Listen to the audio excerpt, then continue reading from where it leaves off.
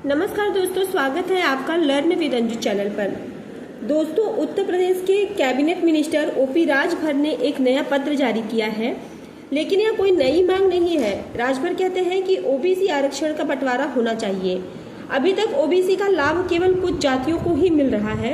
इसके पहले भी कई मंत्री और सरकारें इसे लेकर के रिपोर्ट और कमेटियां बना चुके हैं। राजनाथ सिंह के समय भी यह मांग उठ चुकी है। इसके बाद उत्तर प्रदेश में सामाजिक न्याय समिति बनी और केंद्र सरकार ने रोहिणी आयोग बनाया। बिहार में भी ओबीसी आरक्षण बांट दिया गया है। इसे कर्पूरी ठाकुर कमेटी की रिपोर्ट के नाम से जाना जाता है। रिपोर्ट के अनुसार ओबीसी आरक्षण को 3 हिस्सों में बांटा जा सकता है। पिछड़ा वर्ग जो है 7%, अति पिछड़ा वर्ग 9% और सर्वाधिक पिछड़ा वर्ग 11%।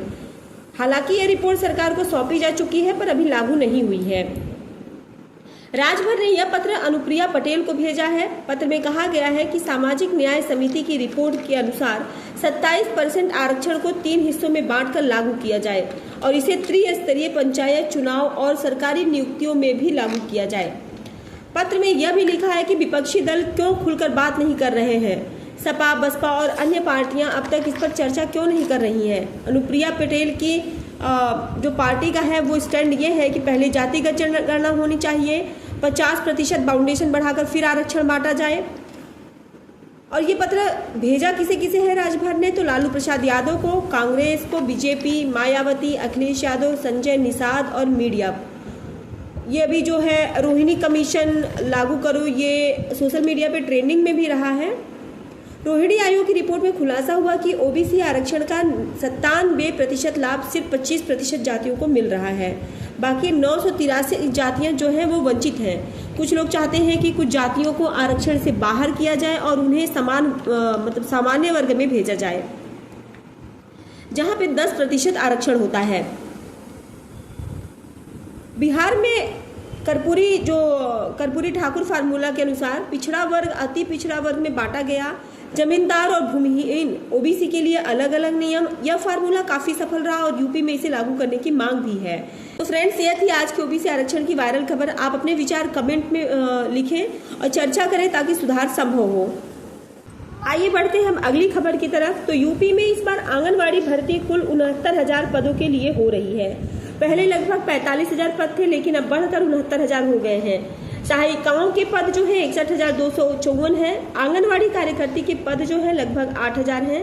इसमें से 4,000 पद प्रमोशन के जरिए भरे जाएंगे।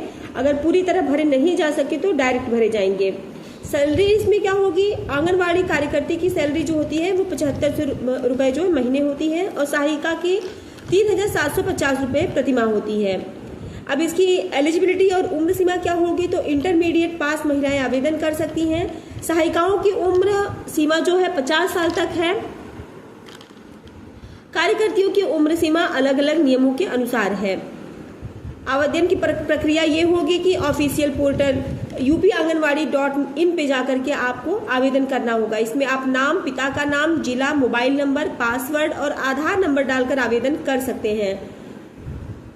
फ्रेंड्स, ध्यान दें, सिर्फ ऑफिशियल पोर्टल से आवेदन करें। कई बार लोग गलत वेबसाइट पर क्लिक करके अपना डेटा रिस्क में डाल देते हैं। अब बात करते हैं DSSB टीजीटी भर्ती की। कुल पद इसके 5,346 हैं। विषय जो है वो math, English, social science, natural science, Hindi, Sanskrit, Urdu, Punjabi, drawing, special education teacher की है। एलिजिबिलिटी इसकी है स्नातक में किसी एक विषय में कम से कम 50% अंक और बीएड और सीटेट के पेपर 2 पास होना अनिवार्य है। सैलरी इसकी होगी 44,900 से 1,12,400 इसका पे स्केल होगा। परीक्षा जो होगी, परीक्षा का पैटर्न होगा, केवल एक पेपर होगा, 200 मार्क्स का पेपर होगा, इंटरव्यू इसमें नहीं है। सोशल साइंस और नेचुरल साइंस में सब्जेक्ट कॉम्बिनेशन की कोई बाध्यता नहीं है। आवेदन की तिथियां जो है वो 9 अक्टूबर से शुरू हो जाएंगी, 9 अक्टूबर 2025 से, और समाप्त होगा 7 नवंबर 2025 को। तो याद रखिए फ्रेंड्स, इस बार परीक्षा आसान और बहुत स्पष्ट नियमों के साथ है। बस ध्यान है सीटेट पेपर 2 पास होना चाहिए।